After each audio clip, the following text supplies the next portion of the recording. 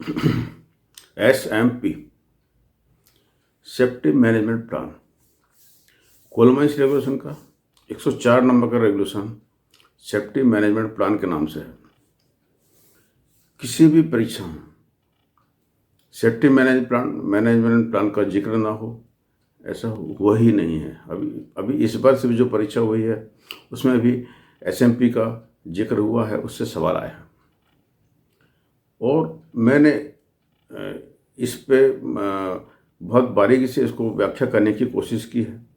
हिंदी में बहुत लोग डिमांड कर रहे थे कि इसको हिंदी में सर आप बताइए, तो मैंने कोशिश की है। और आप एक एक शब्दों पर ध्यान दीजिए। कॉमा, फुल स्टॉप, एंड, और आदि जो शब्द हैं ये बहुत मतलब रखते हैं और मायने बदलने वाले होते हैं। तो आइए शुरू करते हैं mining classroom with Tulsidas Vishwakarma में कोलमाइस रेगुलेशन 104 सेफ्टी मैनेजमेंट प्लान। पहला पॉइंट, प्रत्येक खान का ओनर, एजेंट एंड मैनेजर यह सब करेंगे।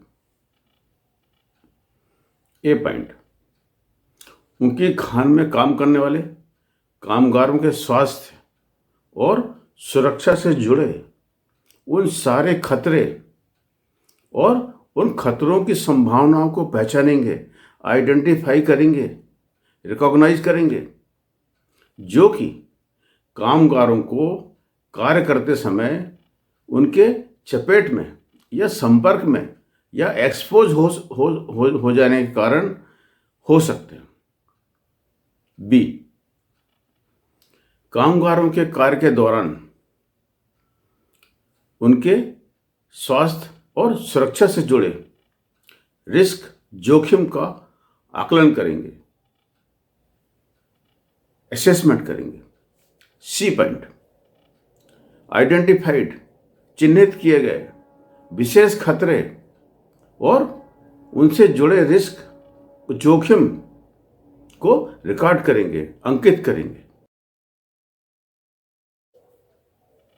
सी में बताए गए सारे अभिलेख, रिकॉर्ड को कामगारों के अवलोकन के लिए, देखने के लिए उपलब्ध कराएंगे, अवेलेबल कराएंगे। एवं ई पॉइंट, खतरों को पहचानने, आइडेंटिफाई करने और उससे जुड़ी रिस्क, जोखिम को आइडेंटिफाई करने, पहचानने और उनका असेसमेंट करने, आकलन करने के लिए एप्रोप्रिएट, उपयुक्त विधि या तरीका अपनाएंगे। दूसरा पॉइंट, प्रत्येक खान का ओनर, एजेंट और मैनेजर सेफ्टी कमेटी और ISO इंटरनल सेफ्टी ऑर्गेनाइजेशन के साथ चर्चा करने के बाद, मीटिंग करने के बाद नीचे बताए गए वे सारे जरूरी उपाय, मेजर्स अपनाएगा, ताकि ए पॉइंट, रिकॉर्डेड, अभिलेखित रिस्क और जोखिम और खतरों को समाप्त किया जा सके। बी पॉइंट, रिस्क या जोखिम या खतरे को उसके सोर्स या उसके जन्म स्थान पर ही कंट्रोल किया जा सके।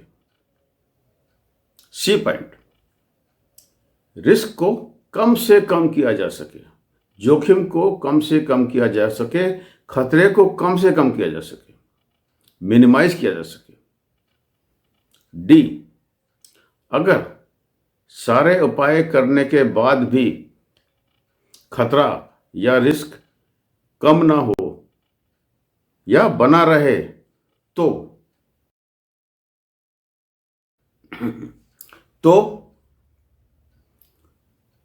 कामगारों को PPE प्रदान करें, पर्सनल प्रोटेक्टिव इक्विपमेंट्स, एवं रिस्क जिसमें या ऐसी जोखिम जिसमें कामगार एक्सपोज होते हैं या ऐसे खतरे जिसमें कामगार संपर्क में आते हैं, उसकी निगरानी के लिए, उसकी मॉनिटरिंग के लिए ठोस कार्यक्रम बनाए। तीसरा पॉइंट, आइडेंटिफाइड या चिन्हित किए गए हैजार्ड्स और रिस्क, खतरे के आधार पर खदान का ओनर, एजेंट एंड मैनेजर आकलन किए जाने वाला ऑडिटेबल डॉक्यूमेंट या ऐसे दस्तावेज बनाएगा जिसका ऑडिट किया जा सके, जिसे SMP या सेफ्टी मैनेजमेंट प्लान के नाम से जाना जाएगा या उसे पुकारा जाएगा, कहा जाएगा। उस प्लान में सारी व्यवस्था और ऑर्गेनाइजेशनल स्ट्रक्चर, संगठनात्मक संरचना शामिल होगी और प्लानिंग, योजना, एक्टिविटी, कार्य पद्धति, रिस्पॉन्सिबिलिटी, जिम्मेवारी, प्रैक्टिसेस, प्रथाएं, प्रोसीजर्स, प्रक्रिया, प्रोसेस, कार्य पद्धति एवं रिसोर्सेस या ऐसे साधन जिनकी सहायता से कंपनी की safety policy, safety and health policy को डेवलप या विकसित और इम्प्लीमेंट या लागू किया जा सके और लक्ष्य को अचीव किया जा सके, प्राप्त किया जा सके और उसका रिव्यू किया जा सके, उसको दोबारा से आकलन किया जा सके, उस पर पुनर्विचार किया जा सके और उसे मेंटेन करके रखा जा सके या उसको बना के रखा जा सके। ऐसे सारी चीज़ें उस SMP में शामिल की जाएंगी। चौथा पॉइंट, यह ओनर, एजेंट और मैनेजर की ड्यूटी है। पीछे वाले हर पॉइंट में एंड आया है, ओनर, एजेंट एंड मैनेजर। इस बार आप ध्यान दीजिए, ओनर, एजेंट और मैनेजर।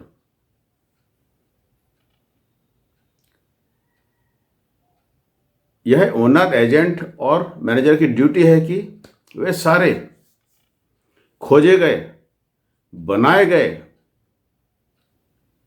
डिटरमाइंड और आवश्यक उपाय, मेजर्स, जरूरी उपाय जो कि सब रेगुलेशन 2 में बताए गए हैं, उनके लक्ष्य और ऑब्जेक्टिव्स को प्राप्त करने के लिए बनाए गए हैं, वे सारे उपाय लागू करेंगे। पांचवा पॉइंट, सेफ्टी मैनेजमेंट प्लान में निम्न बातें शामिल रहेंगी। एक, डिफाइंड, परिभाषित की गई, घोषित की गई खान और कंपनी की सेफ्टी पॉलिसी या सुरक्षा नीति। B, पॉलिसी को लागू करने की योजना, लागू करने का तरीका का विवरण भी शामिल रहेगा। C,